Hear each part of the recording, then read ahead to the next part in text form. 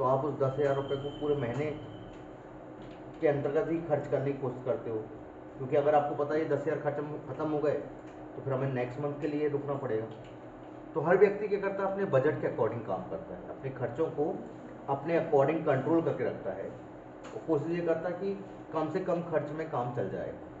कई बार ऐसे होते हैं कि खर्चे अनायास आ जाते हैं जो उन पर हमारे हाथ ही नहीं रहता, तो फिर खर्च करना पड़ता है। पर बाकी अगर आपकी नॉर्मल बात करें कि अनायास खर्च ना आ रहे हों तो आप थोड़ा कंट्रोलिंग से चलते हो। इसी को दर्शाने के लिए मेंटेन बजट एंड कंट्रोल्स का प्रयोग किया जाता है। बजट एंड कंट्रोल्स एक फंड होते हैं बेसिकली, जो कि आपके किसी एक खर्च को पूरा करने के लिए निर्धारित किए जाते हैं। मंथली हमने एक फंड बना दिया कि भाई हमारा 1,00,000 रुपए जो है वो हर महीने या हर साल के लिए, एक साल के लिए हमने 1,00,000 रुपये डाल दिया और हमने सोचा कि इसी 1,00,000 रुपये में हम साल भर का बिजली का बिल पेड करेंगे। बिजली के बिल पेड करने के लिए 1,00,000 रुपये निकाल दिया। अब आप हर महीने उस 1,00,000 से पैसा निकालते आते हैं और इलेक्ट्रिसिटी का बिल पेड करते आते हैं। आप कोशिश ये करते हो कि आपकी इलेक्ट्रिसिटी कम से कम कंज्यूम हो। जिस कमरे में आप नहीं आते वहाँ की लाइट बंद कर देते हो, फ़ैन बंद कर देते हो, फिर जब जाते हो तो चालू कर लेते हो। इसीलिए कर लेते हो ताकि आपके खर्चे थोड़े कंट्रोल रहें। उसके बाद भी कई बार ऐसा हो जाता है कि आप कंट्रोल करने के बाद भी आपका बिल ज़्यादा जाता है। भाई गर्मी है, पंखा चलाए बिना काम नहीं होगा, है ना। तो ऐसी स्थिति में कोशिश तो पहले यही रहती है कि कंट्रोल हो जाए, और नहीं हो पाया वो सेकेंडरी थिंग है। तो इसी को दर्शाने के लिए यहाँ पर मेंटेन बजट एंड कंट्रोल्स है। इसको यस करेंगे, कंट्रोल सेव करेंगे। सेव करने के बाद अकाउंट्स इन्फो पर जाएंगे, बैठ जाओ आपके वाले में, फिर बजट पर जाएंगे।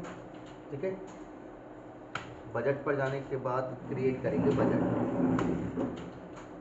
हमने यहाँ बजट क्रिएट किया शॉप के नाम से, उस वाले में नहीं है, उसके आखिरी वाले में जाओ, शॉप के नाम से। ठीक है, अब हमने 1/4 से बजट बनाया।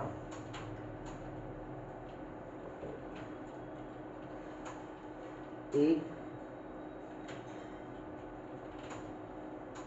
या 31/7 तक,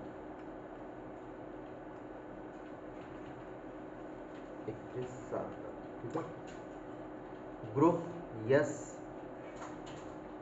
खर्चों को नियंत्रित करने के लिए जाता है तो इनडायरेक्ट एक्सपेंसेस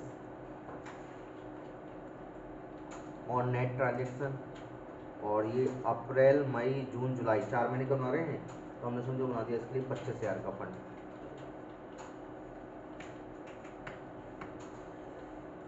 25,000 रुपये। लेजर में हम इस इनडायरेक्ट के अंदर ऑल्ट सी से इलेक्ट्रिसिटी बिल नाम का एक्सपेंस कंट्रोल करने के लिए बना रहे हैं। इसको भी ऑन नेट ट्रांजेक्शन करेंगे और 25,000 कर देंगे। अब हम जाते हैं वाउचर पर। पेमेंट वाउचर में 1/4 से एंट्री करते हैं। इलेक्ट्रिसिटी बिल डेबिट, अप्रैल चल रहा है तो बिल ज़्यादा आएगा, कैश से पेमेंट कर दी। बीइंग बिल पेड, कंट्रोल से। F2 अप्रैल का क्या गया, मई। इलेक्ट्रिसिटी बिल डेबिट, अभी बिल ज़्यादा है यार 7,500, कैसे पेमेंट। देखिए एक शॉर्टकट है, लिख लीजिएगा इसको आप लोग अपनी कॉपी में, ऑल्ट प्लस आर बराबर रिवर्स नरेशन। अगर कोई नरेशन आप पहले लिख चुके हैं और दोबारा प्रयोग करना चाहते हैं तो ऑल्ट के साथ आप आर दबाएंगे।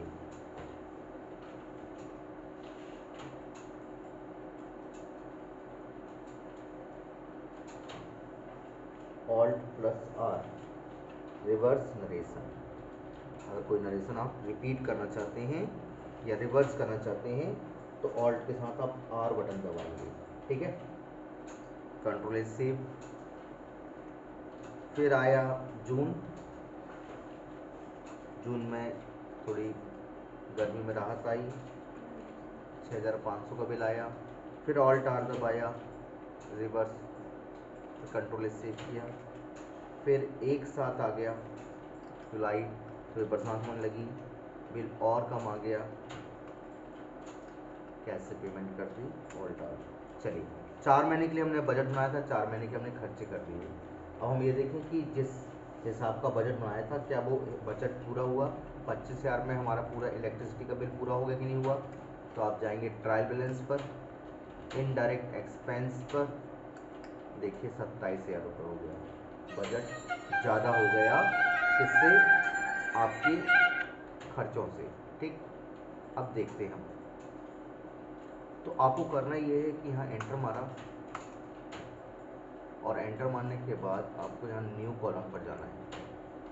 1/4 से 31/7 शॉप इलेक्ट्रिसिटी बिल। देखिएगा ये जून में एंट्री नहीं हुई क्या, जून में एंट्री नहीं हुई, सेव ही नहीं हुई। अगर हाँ, जून की जगह ये अप्रैल में 2 बार एंट्री हुई है, डेट चेंज नहीं हो पाया ना, ये देखो। तो एक काम करते हैं, इसको अपन F2 करके 1/6 कर देते हैं। ठीक है, आप सही आ गए। अब आपको वहाँ न्यू कॉलम पर जाना है, 1/4 से 31/7 तक बनाना है। शॉप आपके बजट का नाम था इलेक्ट्रिसिटी के लिए, ये देखिएगा। अब यहाँ पर हम आते हैं, आपको जो सैंक्शन हुआ था अमाउंट वो 25,000 हुआ था। जब 30 दिन का महीना होगा तो 6,147 रुपये का बजट मिलेगा, पर 31 दिन का महीना होगा तो 6,352। देखिए अप्रैल और जून ये 2 महीने 30 के होते हैं, मई और जुलाई 31 की होती है। तो यहाँ पर फंड है 6,300 जब 31 का होगा, और जब 30 का होगा तो 6,100। देखिएगा 6,000 का फंड है, 6,100 का आपने खर्च कितने कर दिए, 8,500 ज़्यादा कर दिए। अगले महीने भी 7,500 ज़्यादा कर दिए, अभी भी ज़्यादा कर दिए। केवल जुलाई का महीना ऐसा था जहाँ फंड तो ज़्यादा था पर एक्सपेंस उसकी तादाद में, उसके रेशो में कम हुए। तो हमें एक चीज़ समझ में आई कि कंट्रोलिंग कहाँ करना है, जून, मई और अप्रैल में सबसे ज़्यादा कंट्रोलिंग की जरूरत है, क्योंकि यहाँ पर खर्चे आपके बजट से ज़्यादा हो रहे हैं। तो बजट अगले साल के लिए बनाया जाता है, इस साल की तो बनाएंगे ही बनाएंगे, और ये देखते हैं कि वो बजट हमारे अकॉर्डिंग पास हुआ कि नहीं हुआ। अगर फेल हो गया तो हम कहाँ पर गलत थे, कहाँ पर हमें कंट्रोलिंग चाहिए थी, तो यहाँ पे कंट्रोलिंग चाहिए थी। अप्रैल में, मई में, जून में तो ठीक ठाक है। अगर हमने यहाँ कंट्रोल कर लिया तो हमारा जो बजट है वो 25,000 में ही पूरा हो जाएगा। ठीक है, तो बजट बनाया इसलिए जाता है कि आप नेक्स्ट ईयर कंट्रोलिंग के साथ चल पाएँ। अगर इस साल आपके एक्सपेंस कुछ ओवर हो भी रहे हैं तो ये कहलाता है बजट एंड कंट्रोल। ठीक है, क्लियर है। थ्योरी कल लिख पाएंगे, अभी थोड़ा एडजस्ट होकर कर लेना भैया, कंप्यूटर आपको वाला धोखा दे दिया है। ठीक, चलो इसी में बैठ कर लो आप लोग।